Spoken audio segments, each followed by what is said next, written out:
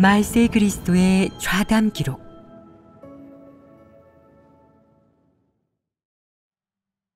하나님께 순종하는 것은 진리를 얻는 기본적 공과다.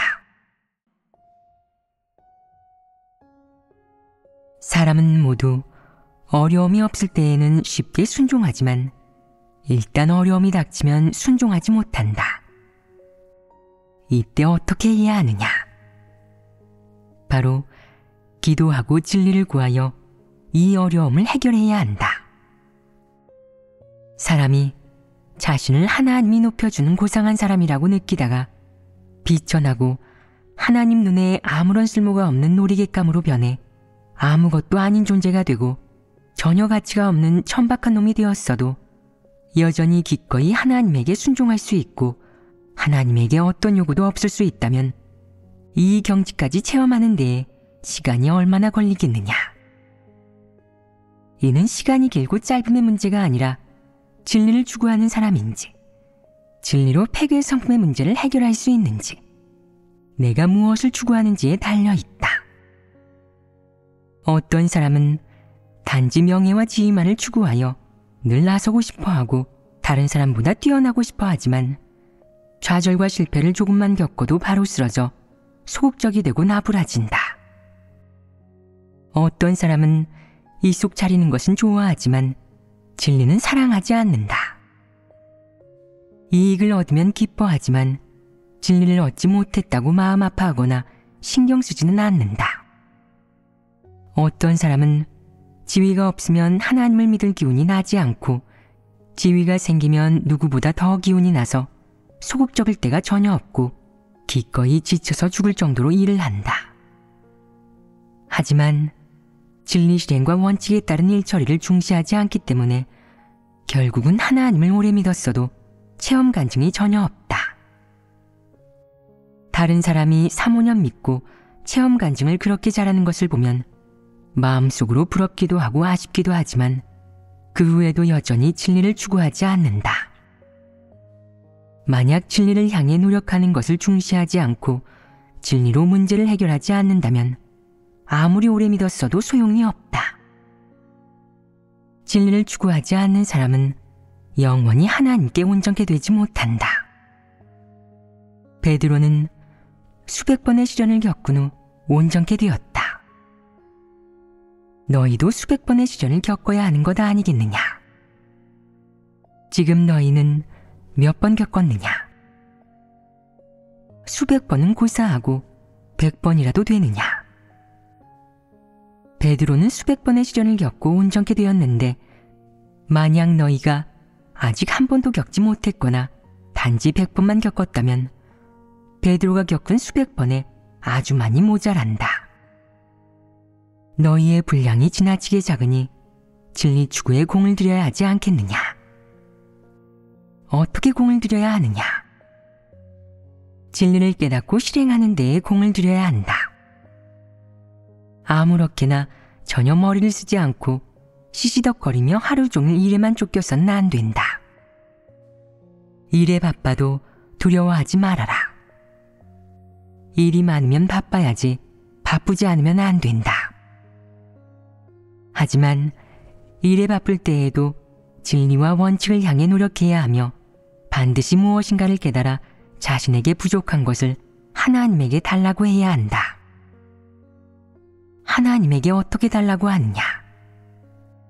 바로 매일 마음속으로 이를 위해 간구하고 묵묵히 하나님에게 간구하는 것이다. 이는 너에게 진리를 갈망하는 마음이 있고 하나님이 너의 뜻을 이루도록 하는 것임을 보여준다. 만약 너의 마음이 진실하다면 하나님이 너의 기도를 들어주어 내가 공과를 배울 적합한 환경을 안배하고 예비해 줄 것이다. 내가 저의 분량이 지나치게 작은데 하나님께서 저에게 큰 시련을 주시어 저를 쓰러뜨릴 수도 있을까요? 라고 말하는데 그럴 리가 없다. 하나님은 절대 그런 일을 하지 않는다. 하나님은 사람의 믿음의 크기와 실제 분량을 가장 잘 알고 있다. 너는 하나님이 3살짜리 아이에게 어른의 짐을 지울 리가 없다는 것을, 절대 그럴 리가 없다는 믿음을 가져야 한다. 내 마음속에 이런 확신이 있어야 한다. 하지만 내가 하나님에게 구해야 하고 내가 이런 염원과 의지를 갖고 있어야 한다. 너에게 이런 마음이 있어야 비로소 하나님이 행할 것이다. 만약 내가 늘 두려워하고 피한다면, 시련이 너에게 임하는 것을 두려워한다면, 늘 평안하고 무사한 나날을 보내고자 한다면, 그럼 하나님은 너에게 역사하지 않을 것이다.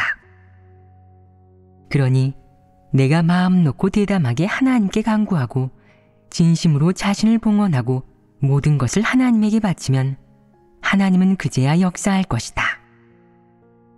하나님의 사역은 절대 함부로 사람을 괴롭히지 않으며 성과와 목적을 이루기 위해 행해진다. 하나님은 쓸데없는 일을 하지 않으며 내가 지기 힘든 짐을 너에게 주지 않을 것이라는 믿음을 가져야 한다. 온전케 되는 것을 추구하고 하나님을 만족케 하고 합당한 자격을 갖춘 피조물이 되려면 사람이 의지가 있어야 한다. 무슨 의지가 있어야 하느냐?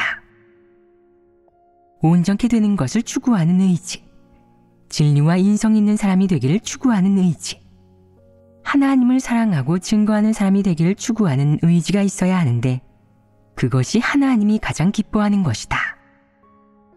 만약 내가 그런 의지가 없고 단지 나는 본분 이행하느라 바쁘고 부담을 지고 있으며 봉사를 하고 있고 설교를 듣고 있으니 다른 사람보다 못하지 않아 라며 만족한다면 너는 발전 가능성이 없어 하나님의 백성이 되지 못하고 기껏해야 봉사자 정도만 될 뿐이다. 이는 현 상황에 안주하고 진취적이지 못한 것 아니겠느냐. 진리를 추구하지 않고 예배에서 진리를 교제하지 않으며 설교만 들으면 조는 내가 속세에 이른 눈을 반짝이며 거침없이 말을 하니 이것이 바로 봉사자이다. 어떤 사람은 진리만 들으면 눈을 반짝이며 자신에게 모자란 것이 너무 많다고 여겨 좋고 실제적인 말을 들으면 재빨리 기억한다.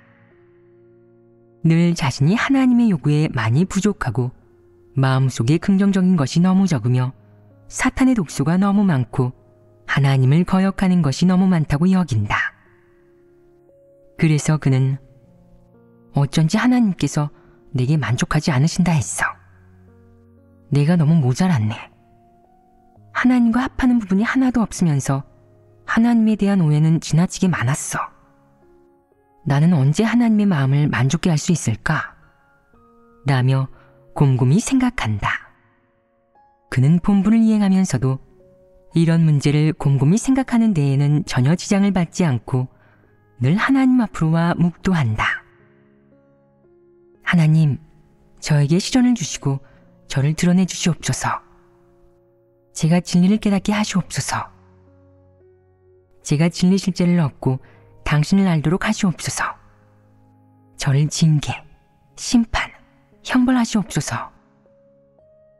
그는 이 일에 부담을 가지고 있기에 마음속으로 늘 걱정하며 늘 진리를 위해 노력하기를 갈망한다. 그러자 하나님이 역사하기 시작한다. 하나님이 사람, 일, 사물, 다양한 환경을 안배하여 그가 매일 공과를 배울 수 있게 하는데 이는 그가 덤으로 얻는 것 아니겠느냐. 베드로는 왜 수백 번의 시련을 겪을 수 있었느냐. 그것은 베드로가 진리를 추구했기 때문이다. 그는 하나님의 시련을 두려워하지 않았다. 하나님이 사람을 정결케 하기 위해 시련을 주는 것이라고 믿었으며 그 길이 사람을 온전케 할 수 있는 바른 길이라고 믿었다.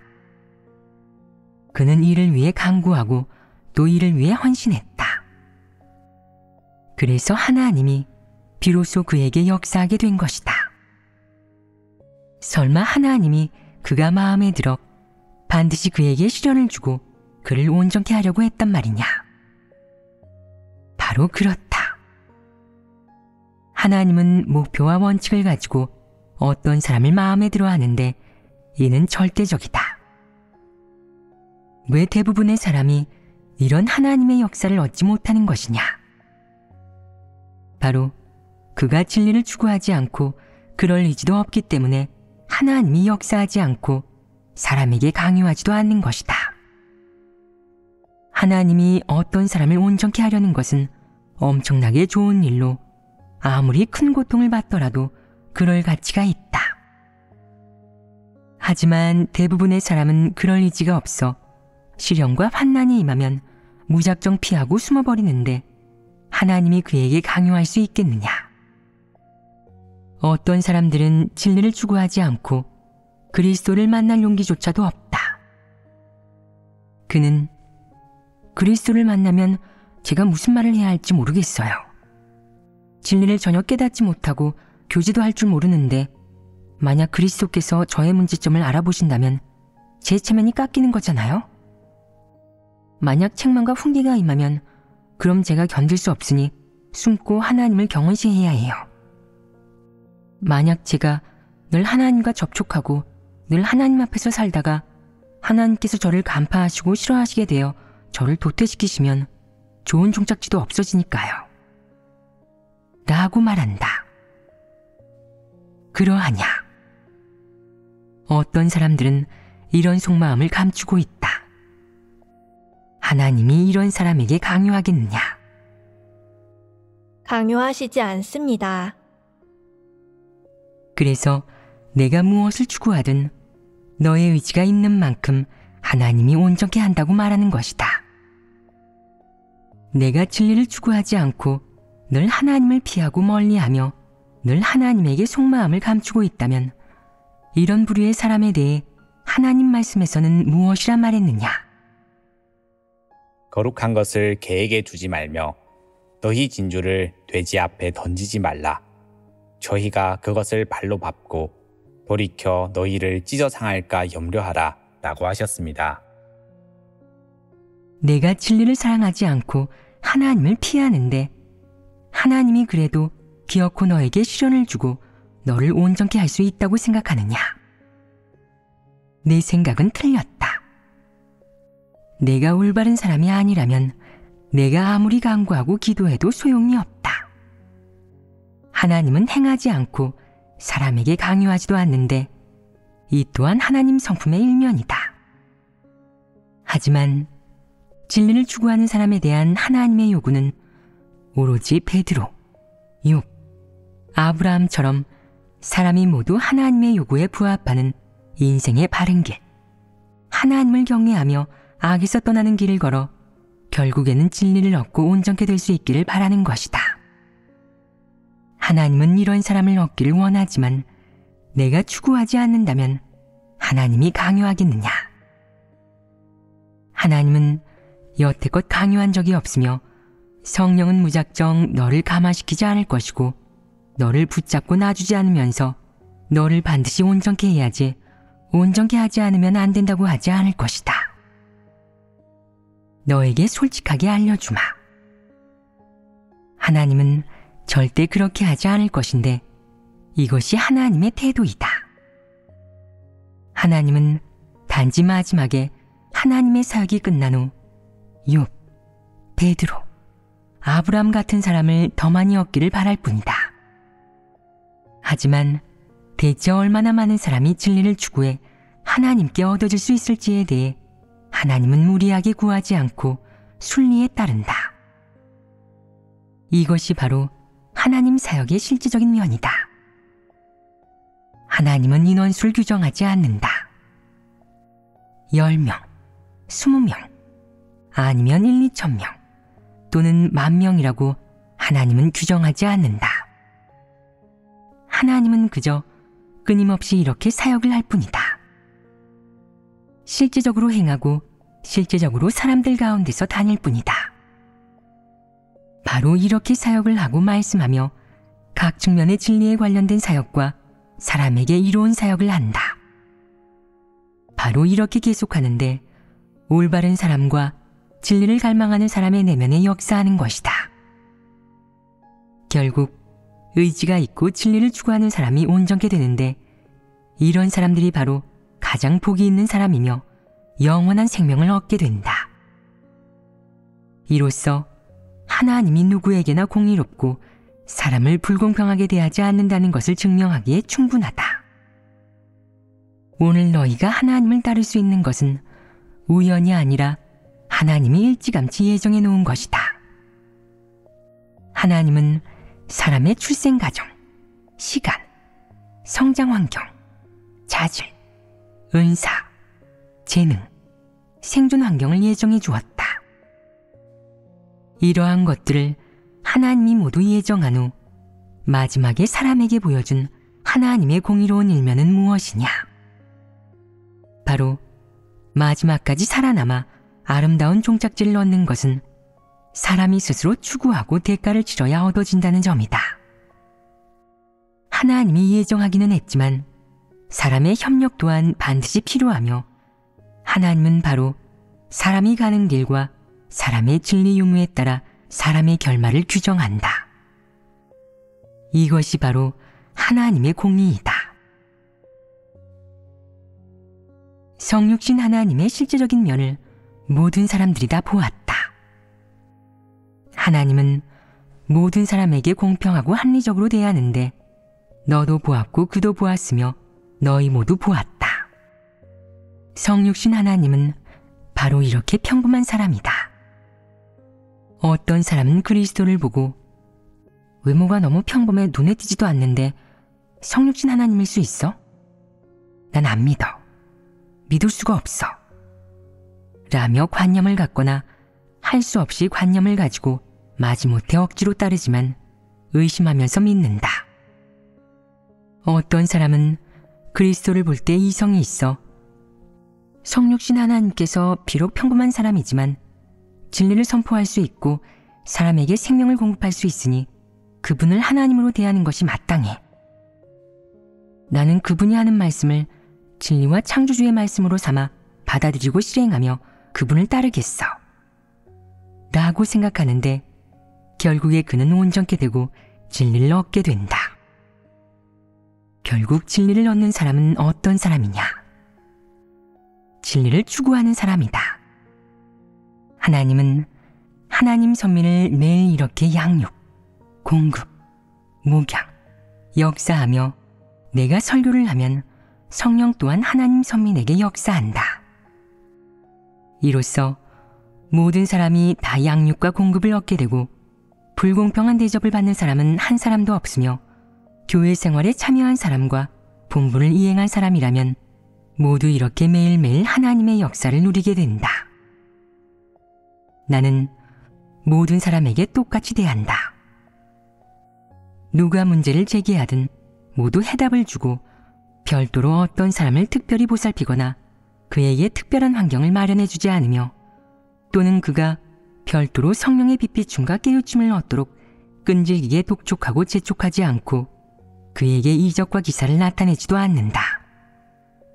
하나님은 이런 것들을 전혀 하지 않는다. 은혜 시대에 하나님은 사람의 죄를 사해주기 위해 사람이 회개의 길을 걷도록 하였고 많은 이적과 기사를 나타내어 사람이 하나님을 믿고 의심하지 않게 하였다. 이 단계의 사역은 모두 진리를 공급하는 것으로 사람이 진리를 깨달아 진실한 믿음이 생기게 하기 위함이다. 내가 얼마나 많은 고통을 받았든 결국 진리를 얻게 되면 내가 바로 온전케 되는 사람이며 살아남는 사람이다. 내가 결국 진리를 얻지 못하면 내가 무슨 원인을 찾든 소용이 없다. 내가 하나님께서 이적과 기사를 나타내지 않으시니 제가 믿을 수가 없어요. 하나님께서 늘 진리를 선포하시지만 제가 진리에 이르지 못하니 믿을 수가 없어요. 하나님께서 지나치게 실제적이고 평범한 사람이라 믿을 수가 없어요. 라고 말하는데 이것은 바로 너의 문제이다. 똑같이 너에게 진리를 공급했는데 왜 다른 사람은 온전케 되고 너는 도태되었느냐? 어째서 너는 얻지 못했느냐? 이는 바로 너에 대한 심판이며 내가 진리를 추구하지 않았기 때문이다. 마지막 이 단계에서 하나님은 말씀 사역만 한다. 실제적으로 말씀으로 사람을 심판하고 정결케 하지 이적과 기사를 나타내지는 않는다. 이적과 기사를 보고 싶다면 그럼 내가 2000년 전으로 돌아가 예수님 시대에 나타냈던 이적과 기사를 보아라. 이 단계를 믿지 말아라. 내가 하나님의 심판 사역을 받아들이면 이적을 보려 하지 말아라. 하나님은 그렇게 행하지 않는다. 이는 합리적이지 않으냐? 공평하고 합리적이다. 내가 진리를 추구하면 하나님은 너를 불공평하게 대하지 않는다. 만약 내가 진리를 추구하지 않고 봉사만 추구하여 마지막까지 충심으로 봉사할 수 있다면 하나님은 내가 살아남도록 하고 너 역시 은혜를 얻을 수 있다. 하지만 내가 마지막까지 봉사하지 못한다면 그럼 도태된다. 도태된다는 것은 무슨 의미이냐? 바로 멸망이다. 이는 합리적인 것으로 사람을 불공평하게 대하는 것이 아니다. 모두 하나님의 말씀과 진리에 근거한 것이다. 지금 보면 사람이 가는 길이 매우 중요하지 않으냐? 내가 어떤 길을 가기를 추구하는지, 어떤 사람이 되기를 추구하는지, 내가 어떻게 추구하는지, 너의 염원이 무엇인지, 내가 하나님에게 무엇을 구하는지, 하나님 앞에서 하나님에 대한 너의 태도와 하나님 말씀을 대하는 너의 태도는 어떠한지, 이러한 것들이 매우 중요하다. 너희가 말해보아라. 이적과 기사를 나타내면 사람을 온전케 할 수 있느냐? 예를 들어 내가 교통사고를 당했는데 하나님이 너를 구했다면 이것이 너를 온전케 할 수 있느냐? 내가 죽었다가 부활했다고 해서 내가 온전케 될 수 있느냐? 또는 내가 잘 때 꿈에서 천국에 가 하나님을 만난 적이 있다면 이것이 너를 온전케 할 수 있느냐? 이러한 것들이 진리를 대체할 수는 없다.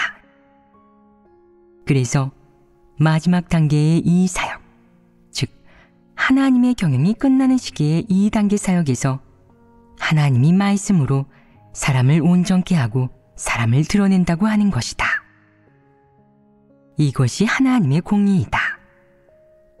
내가 하나님 말씀에서 온전함을 얻으면 내가 살아남아도 아무도 할 말이 없고 사탄도 참소하지 못한다.